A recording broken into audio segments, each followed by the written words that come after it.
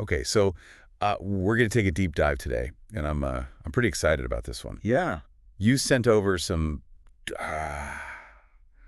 pretty wild material this time. Absolutely. We've got skateboarding. Yeah. We've got this meteoric rise to YouTube fame, Mm-hmm. and we've got a seriously controversial religious movement all wrapped up in one story. It's a story that almost seems too strange to be true. Yeah, like stranger than fiction, for sure. Definitely. But it's a true story, and it's the one we're tackling today. That's right. We're going to plunge into the world of Braille skateboarding. Yeah. Pull apart all the fascinating and sometimes head-scratching details from the article excerpts that you've sent over. Looking forward to it. Yeah, me too.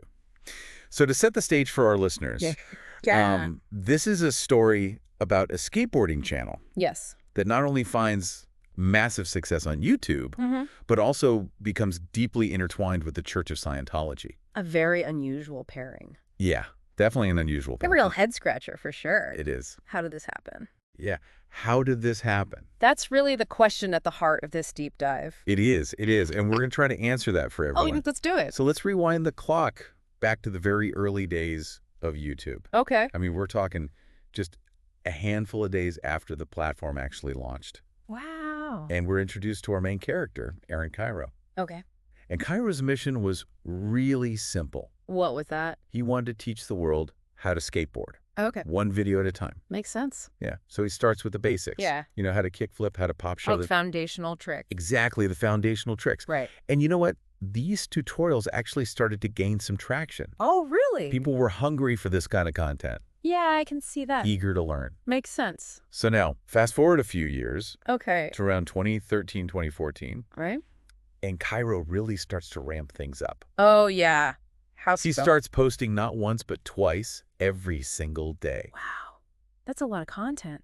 It is a ton of content. Especially back then. Yeah, I mean, In those early days of YouTube. exactly. It was really the Wild West. It was. A lot less competition than there is now. For sure. So I bet that really helped him stand out. It did. And, you know, the platform's algorithms back then were still in their infancy. Right. And they really favored channels that were pumping out new content regularly. Yeah, that makes sense. So not only did this keep his existing audience engaged, but it also made his videos much more likely to be discovered by new viewers. It's like he was telling YouTube, look, I'm serious. Yeah. I'm here to stay. Exactly. And YouTube was listening. Clearly. His dedication paid off big time. How so? He skyrocketed to 400,000 subscribers. Wow. That's impressive. It is. Especially for back then. Yeah, it really is. But here's where the story takes a turn. Okay, I am intrigued. The channel starts evolving in a really unexpected direction. Interesting. Tell me more.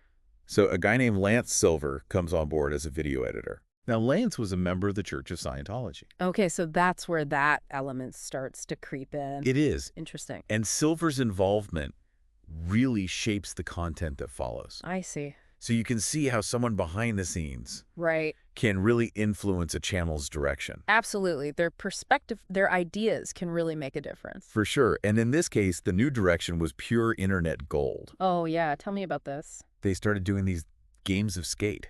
Oh, I love games of skate. Right. But with the most ridiculous boards you could imagine. What do you mean? Like cheap Walmart decks. Oh, wow. Tiny little mini boards. Okay. Even long boards. Interesting. Just totally unexpected stuff. Yeah, that's pretty funny. It was. And then came the series that really blew up. What was that? Skate Everything. Oh, yeah, I've heard of that. I mean, you sent me some of the clips described in the articles. I did. And they are insane. They are pretty wild. People were watching Cairo try to skateboard on an iPad. An iPad? Yeah, an iPad, a MacBook, No way. a keyboard, even Oh. a flat screen TV, a bedroom door, a surfboard. I mean, that's crazy. It's nuts, Yeah, right? yeah. But it's that novelty, that audacity that really made it go viral. Yeah, I can see that. In a world that was starting to get saturated with skateboarding videos, Right. Skate Everything was something completely different. Totally fresh Totally. and unexpected. Exactly. I bet it brought in a much wider audience. It wasn't just for skateboarders anymore. Right. This was for anyone who loved to see crazy stuff online. Yeah, for sure. And it just exploded. How much did they grow? Okay, so in just a couple months, in 2016, Yeah. they went from already having a really good following Mm-hmm. to nearly 600,000 subscribers. That's massive. It is. So they're really killing it at this point. They even set up this physical space called Braille House. Wow. So it's a real business now. Oh, yeah.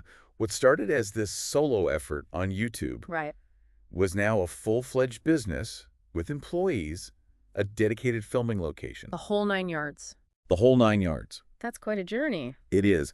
But while all of this was happening on the surface, Yeah. there was something else going on behind the scenes. Oh, really? What's that? Aaron Cairo was becoming deeply involved with the Church of Scientology. Okay, so this is where the story gets really interesting. It does, according to one of the articles. Yeah. It all started with a simple, free personality test. Personality test. Yeah. And from there, it seems like he went down this rabbit hole Interesting. of increasingly significant engagement and financial investment. And we're talking about Scientology here, which is a pretty controversial religious movement. Oh, yeah. It's based on the teachings of L. Ron Hubbard. Right. And they have this structured path of spiritual progression Okay. that often involves, taking courses, attending auditing sessions. And these can get pretty expensive. Yeah, I've heard that. And the levels you mentioned, like the L10 rundown and OT3, Right. those are some of the more advanced stages within Scientology. Okay, so what kind of financial commitment are we talking about here? Well, the article suggests that it was substantial, to say the least. Like how much? The L10 rundown reportedly cost him around $72,000. $72,000. That's what the articles say. Wow. And then he moved on to OT3, which apparently cost around $278,000. That's almost $300,000 for one level. I know, it's crazy, right? That's a lot of money. Yeah.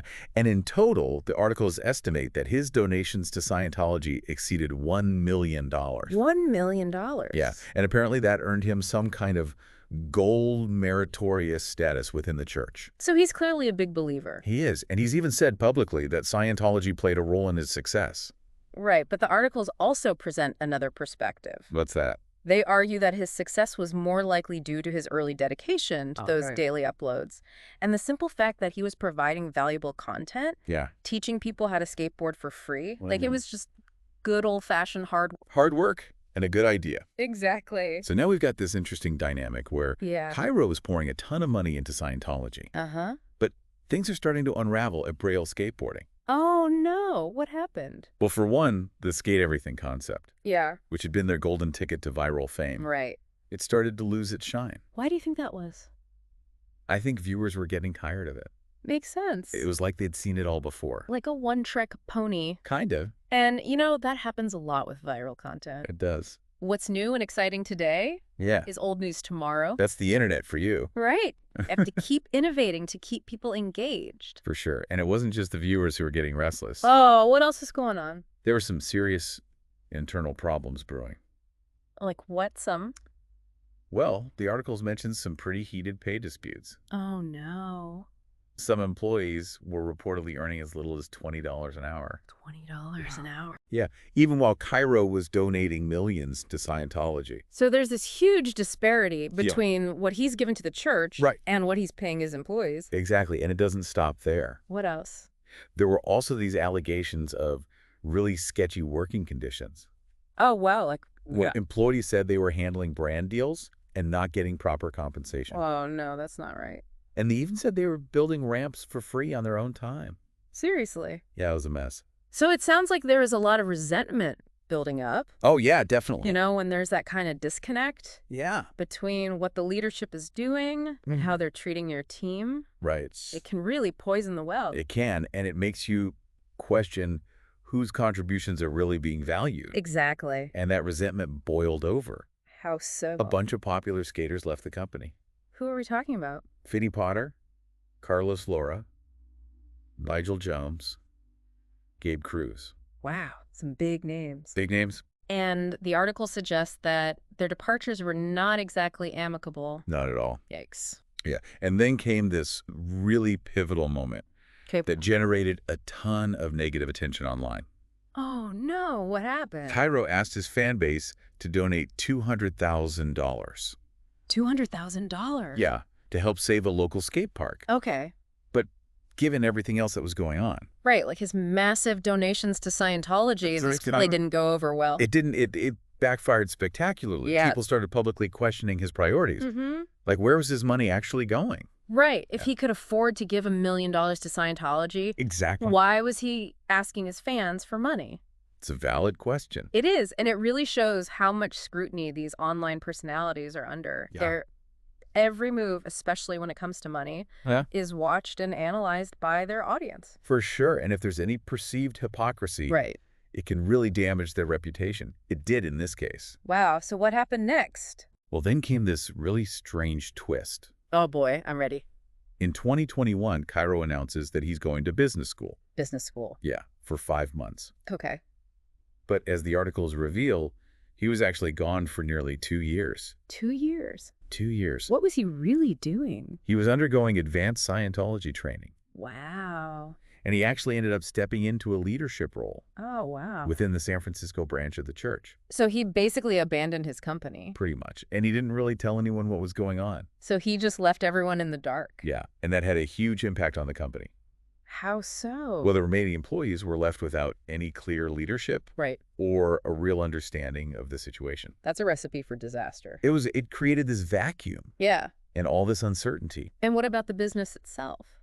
Well, the article suggests that Gabe Cruz was basically carrying 99.9% of the business on his shoulders. Wow. During Cairo's absence. That's a lot for one person to handle. It's insane. And eventually, he just couldn't take it anymore. So he quit? He quit. Wow. And when Cairo finally did return, he posted this "I'm sorry" video. Oh, boy, an apology video. Yeah. But according to the articles, the damage was already done. Right. The channel's viewership was declining. The content felt uninspired. Yeah. And their reputation was tarnished. So they lost all that momentum they had built. They did. The trust was gone. Wow. Both with their audience and their former team members. It's a shame. It is. It's a real cautionary tale about what can happen when leadership makes bad decisions, when there's a lack of transparency. Right. And when the priorities shift away from the poor business and the people who are actually doing the work. It's a recipe for disaster. It is. So when we take a step back and look at the whole story of Braille skateboarding. Yeah. It's a really strange and in some ways kind of tragic journey. It is. They started out with these humble beginnings. Yeah. Teaching people a cool skill. Yeah. Then they become this viral sensation. A recognizable brand with a huge following. And then it all kind of falls apart. Yeah, due to this really complex mix of factors. I mean, their early success was clearly driven by that skate everything content. Yeah, it was so innovative, so engaging. Right. It tapped into that desire for something new, something spectacular. Yeah, people loved it. But then you have to factor in Cairo's financial decisions. There's massive donations to Scientology. Yeah. Especially when you contrast that with the reports of low employee wages and that whole public plea for state park donations. Right. It really makes you question his priorities, his ethics. Absolutely. So I think what we can take away from all this is that maintaining online success isn't just about creating viral content. It's more than that. It's about building a sustainable business with good management principles. It's about treating your team fairly. Yeah. And it's about building a genuine connection with your audience. And maintaining that trust. Exactly. Because as we've seen with Braille skateboarding, if you fail in any of those areas, there can be serious consequences. Absolutely. So for all of you listening, think about this. Okay. If the audience was already getting tired of the skate everything formula, what could Braille skateboarding have done differently to keep their content fresh and engaging? What could they have done to evolve? Exactly. And what bigger lessons can we all learn from this story about the challenges of maintaining viral fame and the responsibilities that come with having a big online platform? It's definitely something to think about. It is. It's a lot to process. It is. But that's what these deep dives are all about. Absolutely. So thanks for joining us, everyone. Thanks for having me. It was great having you. Of course. And we'll see you next time for another deep dive. Looking forward to it. Me too.